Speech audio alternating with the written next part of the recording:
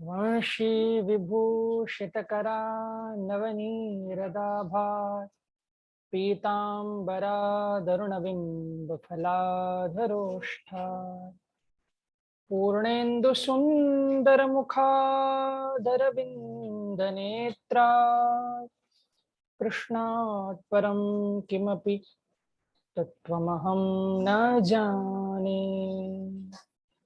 श्री बांके बिहारी तेरी आरती गाऊं, बांके बिहारी तेरी आरती गाऊं। हे गिरधर तेरी आरती गाऊं, हे गिरधर तेरी आरती गाऊं।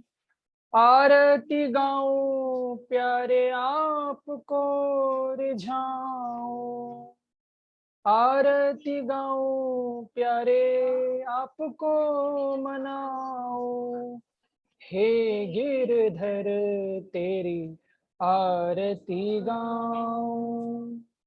मोर मुकुट प्यारे शीश पे सोहे, प्यारी बंशी मेरो मन मोहे। देख छवि बलिहारी मैं जाऊं, चरणों से निकली गंगा प्यारी, जिसने सारी दुनिया तारी। मैं उन चरणों के दर्शन पाऊं, श्री बांके बिहारी तेरी आरती गाऊं। दास अनाथ के नाथ आप हो, दुख सुख जीवन प्यारे साथ आप हो। श्री हरि चरणों में शीश झुकाऊं, श्री हरिदास के प्यारे तुम हो।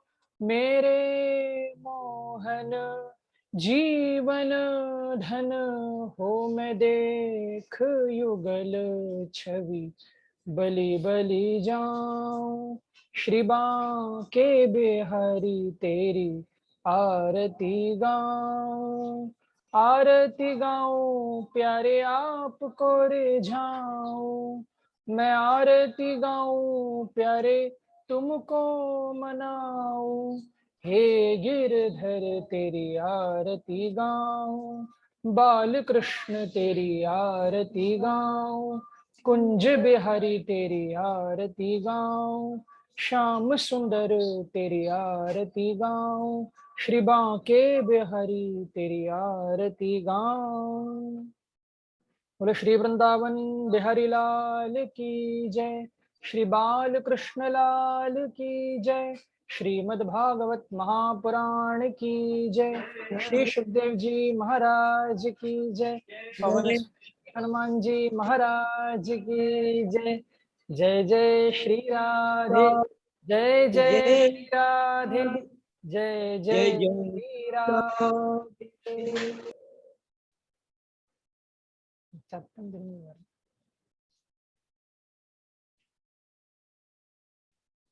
गुरुर्ब्रह्मा गुरुर्विष्णु गुरुर्देवो महेश्वर गुरु साक्षात् परब्रह्म तस्मै श्री गुरवे नमः।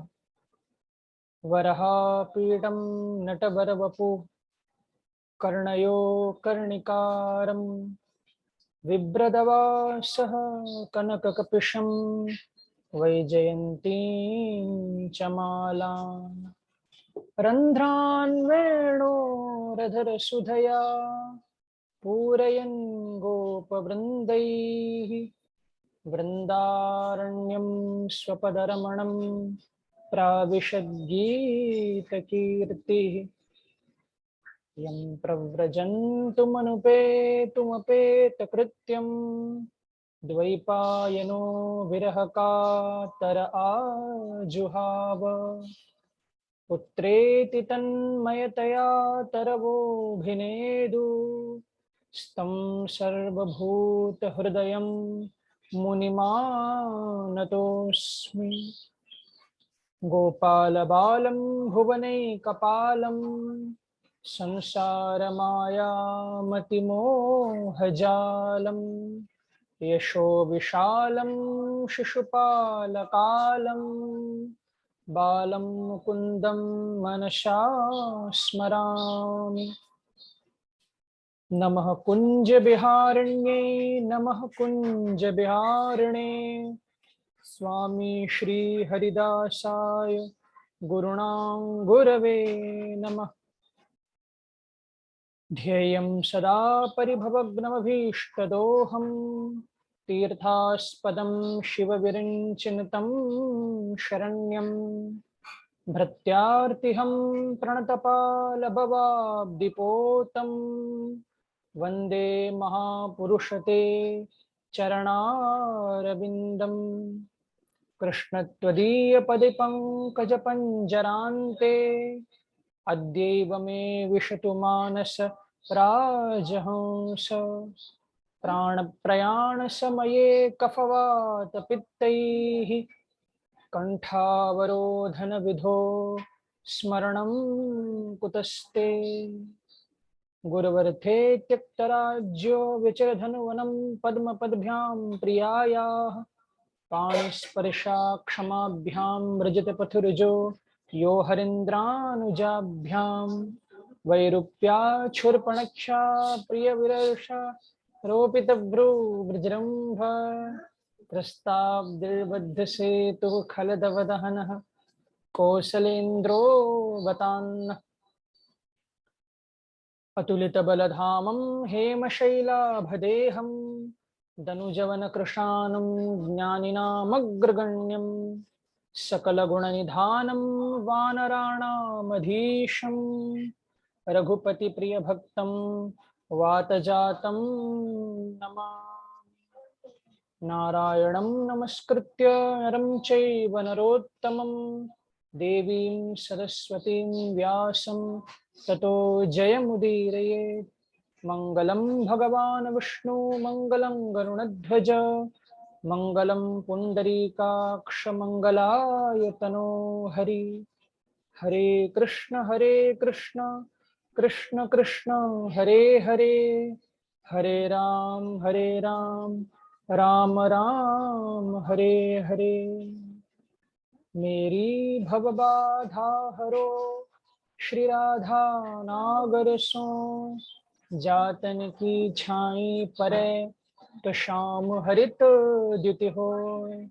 श्री राधे मेरी स्वामिनी मैं राधे जू को दास जन्म जन्म मोहि दीजियो श्री वृंदावन को वास। मेरो मन माणिक गिरवी धर्यो श्री मनमोहन के पास प्रेम व्याज इतनो बढ़ो के ना छूटन की आस। जय जय श्री राधा रमण जय जय नवल किशोर जय गोपी चित चोर प्रभु, जय जय माखन चोर। भक्ति भक्त भगवंत गुरु, चतुर नाम वपु एक। तिनके पद वंदन किए, तो नाशत विघ्न अनेक। बोलो श्री बांके बिहारी लाल की जय, बाल कृष्ण लाल की जय। जय जय श्री राधे, जय जय श्री राधे, जय जय श्री राधे। पहले तो आज अक्षय तृतीया का पावन पर्व है, बिहारी जी के चरण दर्शन का पावन पर्व है। तो सबको अक्षय तृतीया की हार्दिक शुभकामनाएं। बिहारी जी के चरण का स्मरण करते हुए हमारा जो जप हो, हमारा जो दान हो, उसका हम सबको अक्षय फल प्राप्त हो, यही बिहारी जी के चरणों में प्रार्थना है। तो आज चरण दर्शन का पर्व है, तो क्यों ना चरण दर्शन के उस भाव से ही हम कथा का प्रारंभ करें, कीर्तन का प्रारंभ करें। ये भाव सबको मालूम ही होता है। तो मिलकर के हम बिहारी जी को थोड़ा पुकारें, हमारे नयन उनके चरणों में जरा अटके। कहाँ कहाँ हम भटक रहे हैं अभी, लेकिन जब बिहारी जी के चरणों में हमारे नयन अटक जाते हैं तो फिर भटकना बंद हो जाता है। तो गाइए मेरे साथ। श्री बिहारी जी के चरण कमल में नैन हमारे अटके। श्री बिहारी जी के चरण कमल में नैन हमारे अटके। श्री बिहारी जी के चरण कमल में नैन हमारे अटके। श्री बिहारी जी के चरण कमल में नैन हमारे अटके। नैन हमारे अटके हो, नैन हमारे अटके। नैन हमारे अटके हो, नैन हमारे अटके। श्री बिहारी जी के चरण कमल में नैन हमारे अटके। श्री बिहारी जी के चरण कमल में नैन हमारे अटके।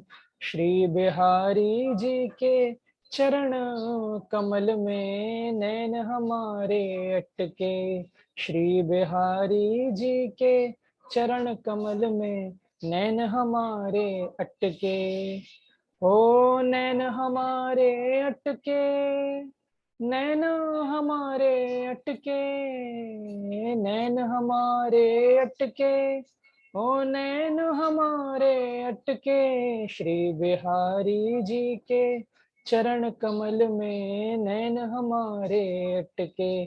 श्री बिहारी जी के चरण कमल में नैन हमारे अटके। और आज श्री राधा सने बिहारी जी के का भी पाटोत्सव है, तो उनको भी थोड़ा गा लें।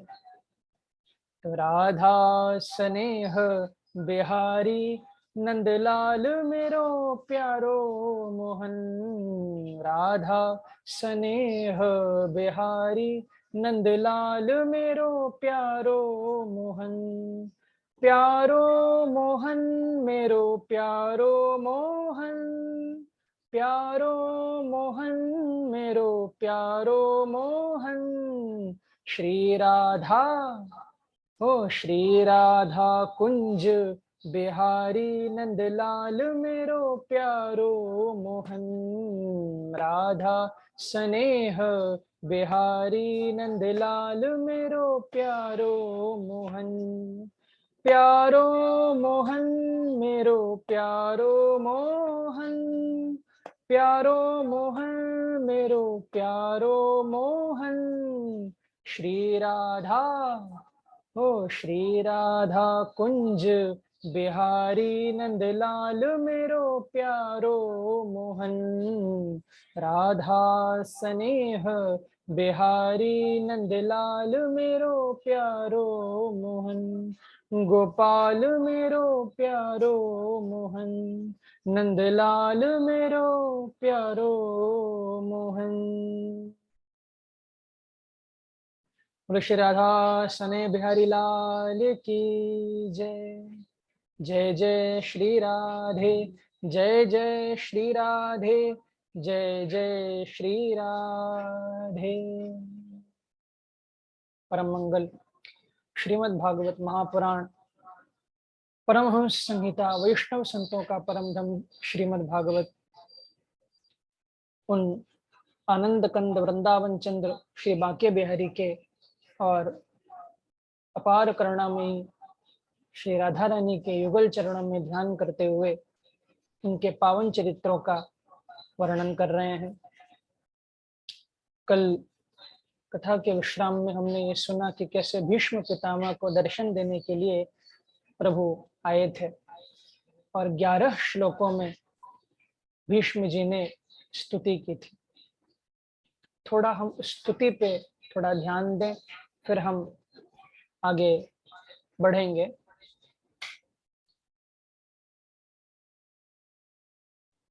भीष्म जी ने कहा, इति मति रूपित कल्पिता वितृष्णा भगवत सात्वत पुंगवे विभूमि। अपने स्तुति का प्रारंभ इति से किया। प्रायः आप कोई स्तुति हो, कोई श्लोक हो, आप देखोगे तो अथ से शुरू होता है।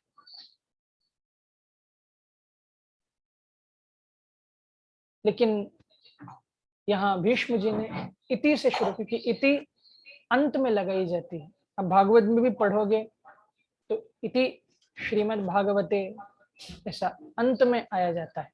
पारंस्याम संहितायाम षष्ठम स्कंधः, ऐसे इति अंत में लगाया जाता है।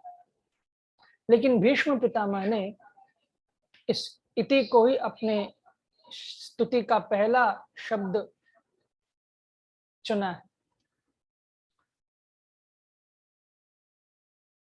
क्योंकि मानो भीष्म पितामह ये कहना चाहते हो कि प्रभु मेरी तो अब इति होने वाली है, मेरी अब अंत होने वाली, क्योंकि इच्छा मृत्यु का वरदान भीष्म पितामह को था। लेकिन जब उस बाणों की शैया पर 57 दिन के लिए भीष्म पितामह लेटे हुए थे, केवल एक इंतजार में कि मुझे बांके बिहारी दर्शन देने के लिए आएंगे एक दिन। और उस अवस्था में भीष्म पितामह का एक भी ऐसा अंग नहीं है जहां वो तीर न लगा हो। हर एक अंग में तीर लग रहा है। उस बड़े भारी वेदना से भीष्म पितामह गुजर रहे हैं। हमको एक सुई भी जब चुभ जाती है तो कितनी वेदना होती है, क्या हम प्रभु को याद कर पाते हैं? तभी सुई ही नहीं छोड़ो, एक मामूली सरदर्द ही हमको हो जाए या पेट दर्द भी हो जाए तो उस अवस्था में क्या हमको बिहारी जी याद आता है कि डॉक्टर याद आता है? कि ये लगता है कि ये कैसे भी इस पीड़ा से हमको मुक्ति मिले,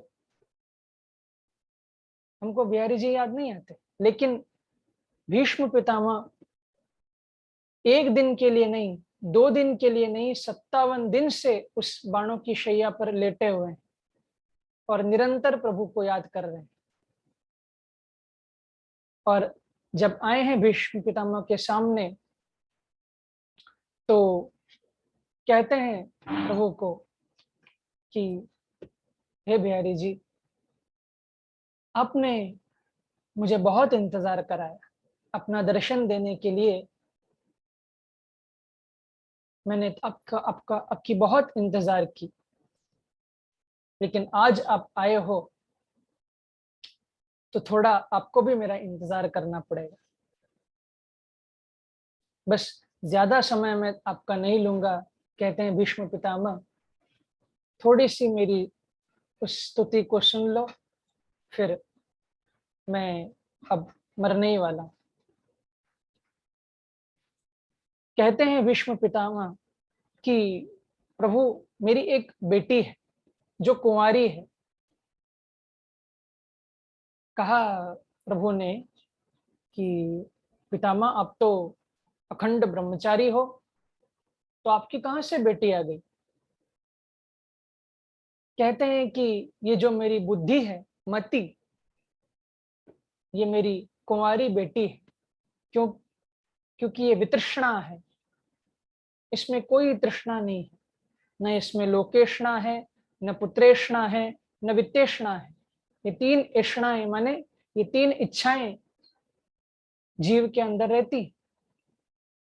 लोकेष्णा माने लोग हमको पहचाने, लोगों का हमें साथ मिले, ये इच्छा रहती है। वित्तेष्णा, पैसा मिले, इसकी इच्छा रहती है। और पुत्रेष्णा, हमारे पुत्र हो, पुत्री हो, इसकी इच्छा रहती। तो ये तीन इष्णाएं जीव में रहती हैं। लेकिन भीष्म पितामह कहते हैं कि मेरी मति में कोई तृष्णा नहीं बाकी बची नहीं है। न लोकेशना है, न मुझे लोग चाहिए, न मुझे पैसा चाहिए, और मैं तो ब्रह्मचारी हूं, बेटे की क्या इच्छा करूंगा। लेकिन इस वितृष्णा जो मेरी बुद्धि है, अब अंत समय मेरा आ गया है। तो जब ये अंत समय मेरा आ चुका है, तो मुझे ये डर है कि ये बेटी जो मेरी कुंवारी है, ये कहीं भटक न जाए। इसलिए हे वृंदावन बिहारी, आप इतनी कृपा मेरे ऊपर करो, क्योंकि अब तो भुवन सुंदर हो, त्रिभुवन कमनम तमाल वर्णम रविकर गौरवराम्बरम दधाने वपुरलकुलावृताननाब्जम विजय सखेर त्रस्तु में नवद्या। हे वाक्य बिहारी, आपके जैसा दूसरा दूल्हा मुझे कहाँ मिलेगा? क्योंकि जब बेटी का वर किया जाता है तो ये दो ही तो देखे जाते हैं, घर और वर। तो आपके जैसा मुझे दूल्हा दूसरा कहाँ मिलने वाला है? तो आप ही इस बुद्धि रूपी मेरी बेटी को ब्याह लो, माने इसको अपने चरणों में जगह स्थान दे दो। फिर आगे भीष्म पितामह कहते हैं कि प्रभु, मेरी प्रतिज्ञा को रखने के लिए आपने अपनी प्रतिज्ञा को तोड़ दिया था। मुझे आपको वो दिन याद है? भगवान कहते हैं कि मैंने अपनी प्रतिज्ञा तोड़ दी। कब तोड़ दी? अब भगवान को तो सब मालूम है, लेकिन भगवान अपने भक्त के मुख से अपनी वो स्तुति सुनना चाहते हैं। तो कहते हैं कि मुझे तो याद नहीं। तो कहा भीष्म पितामह ने कि जब महाभारत का युद्ध चल रहा था, 9वां दिन हुआ था, तो दुर्योधन ने आकर के मुझे भड़काया था कि आप लगता है पांडवों की तरफ हो, लगता है आप हमारी तरफ नहीं हो, आप हमारी ओर से नहीं लड़ रहे हो।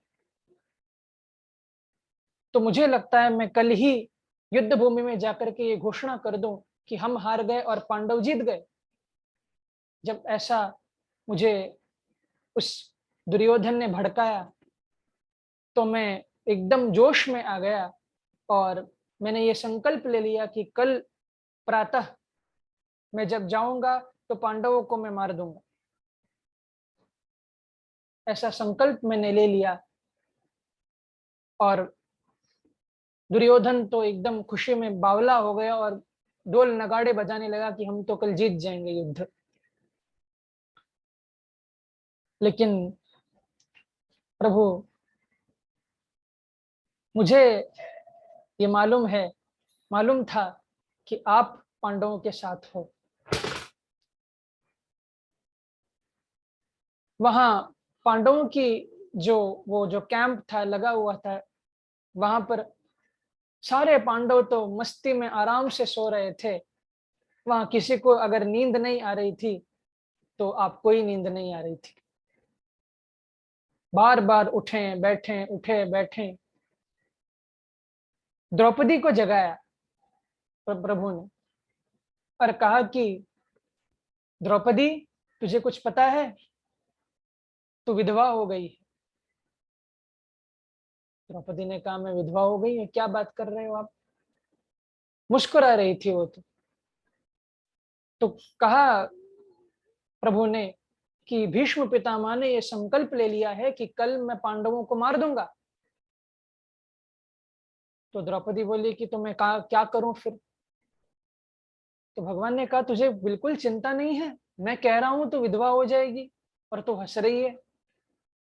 कहा द्रौपदी ने कि प्रभु, इसकी चिंता मैं क्यों करूं? अगर मैं विधवा हो गई तो इसकी चिंता तो तुमको करनी चाहिए, क्योंकि मैं तुम्हारी बहन लगती हूँ।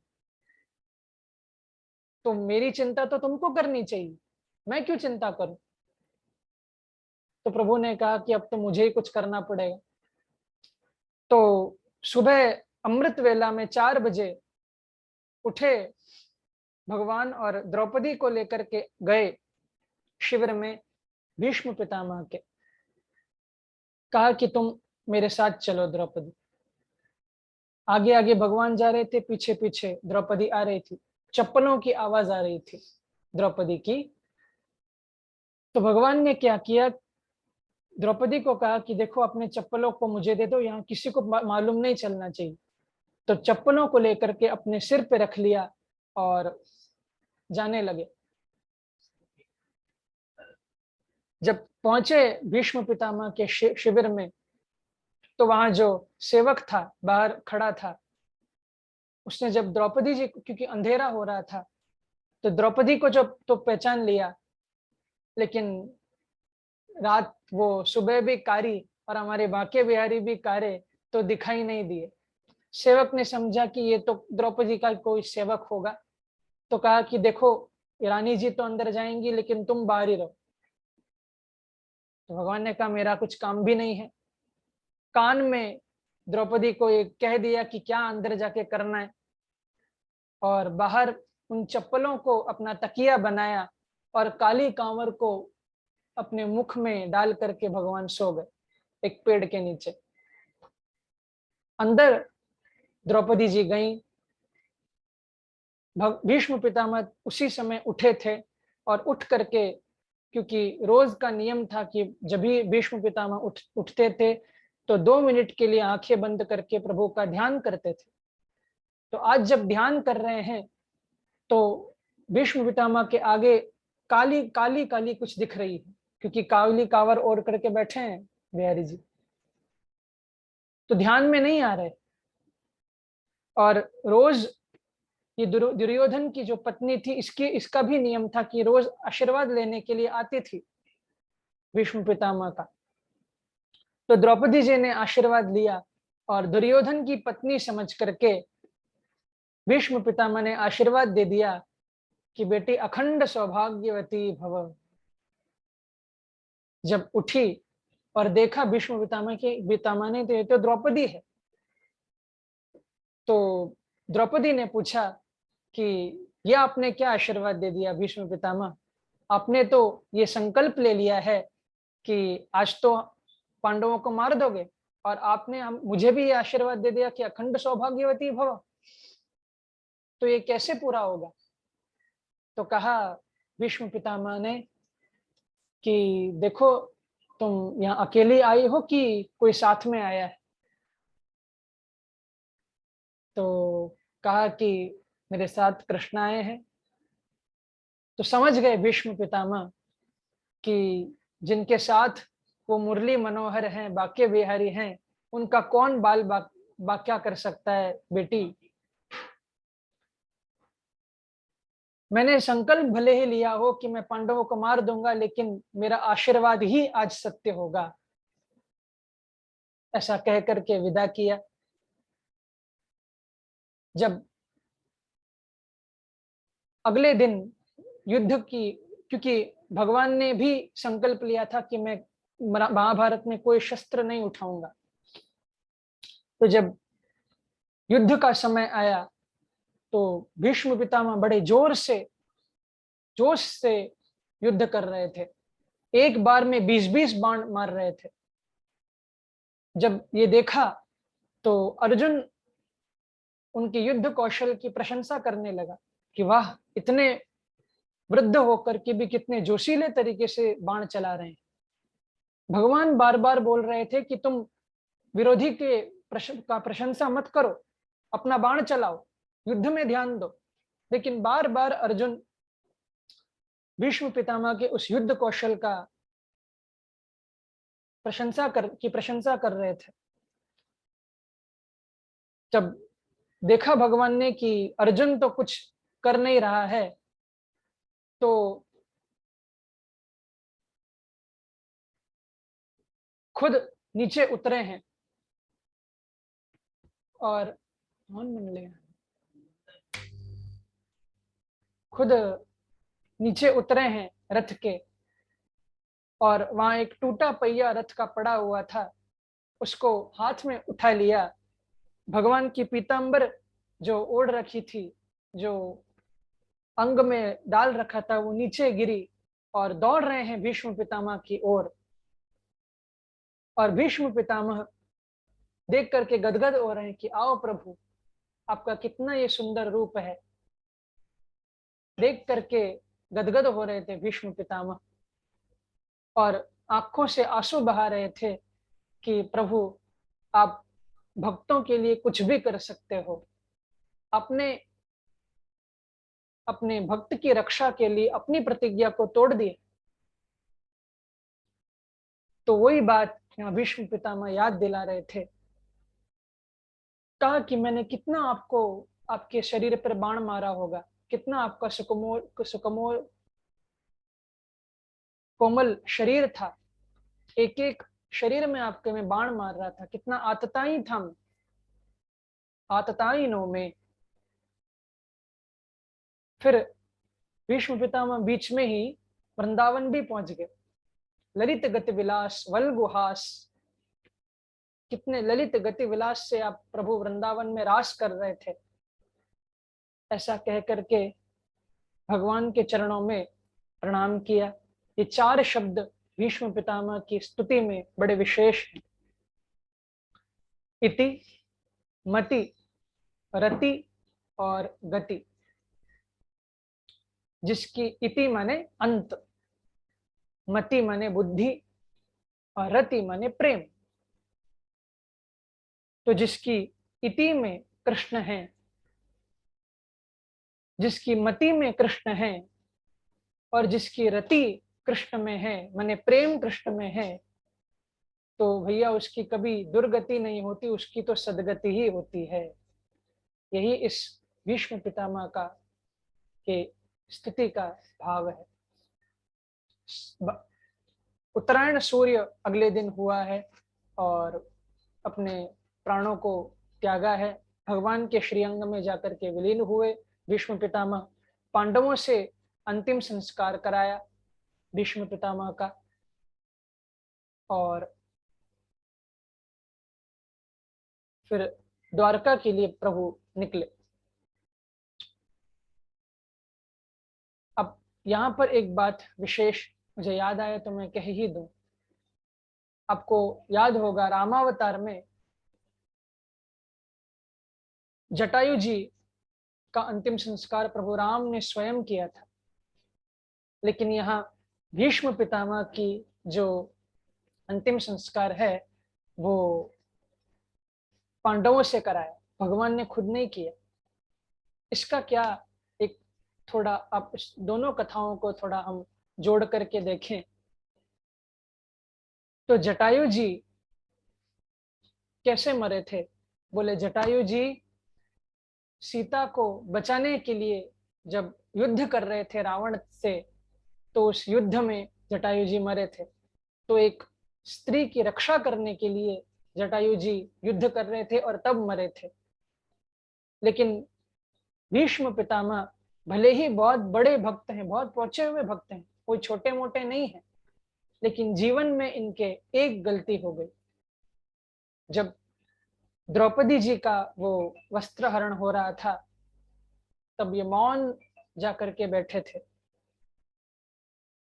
तो कहते हैं भगवान कि जो एक स्त्री की रक्षा करने के लिए अपने जान की बाजी लगा देता है, उसका तो अंतिम संस्कार मैं खुद अपने हाथों से मैं करूंगा।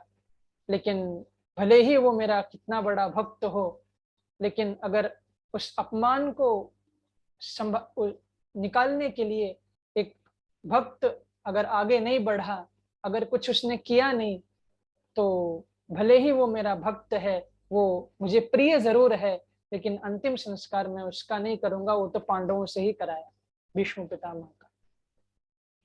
आगे फिर द्वारका के लिए प्रभु पधारे हैं। जब गए हैं तो अर्जुन को लेकर के जान गए थे। फिर यहाँ परीक्षित जी का जन्म हुआ है, तो फिर से द्वारका से हस्तिनापुर भगवान लौटे।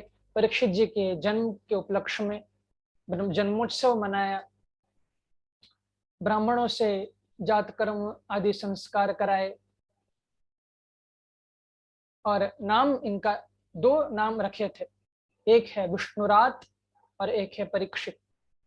परीक्षित पर इक्षत, क्योंकि जब ये उत्तरा के गर्भ में थे, हमने कल कथा सुनी थी, अंगूठे मात्र वो रूप धारण करके प्रभु ने रक्षा की थी।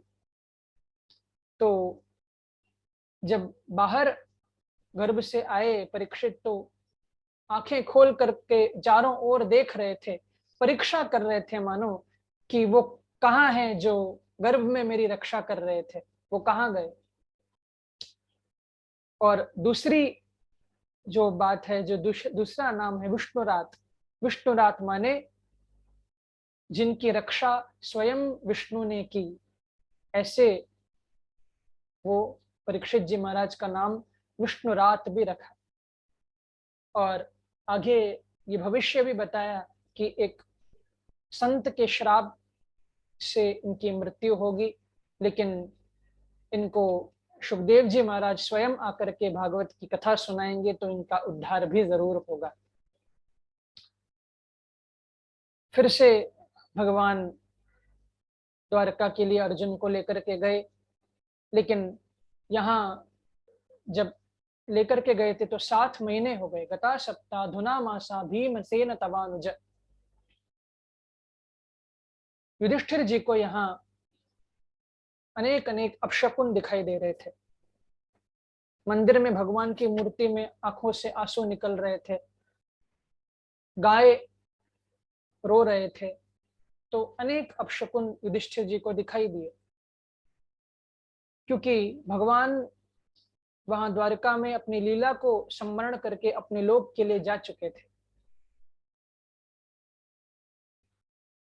लेकिन किसी ने बताया नहीं।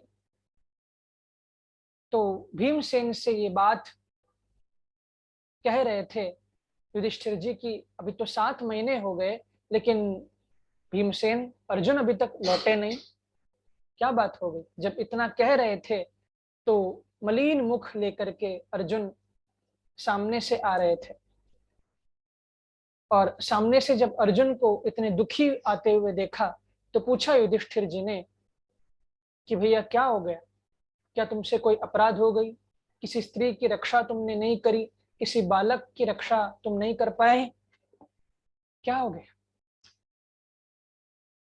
तो अर्जुन फिर रो रो करके वहां बोले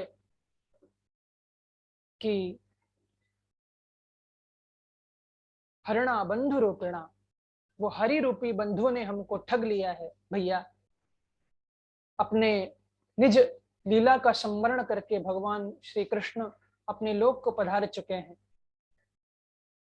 और जितने यादव थे सब आपस में मार करके पूरा यादव वंश समाप्त हो चुका है। जब ये बात सुनी कुंती जी ने, तो एकांत भक्त्या भगवत के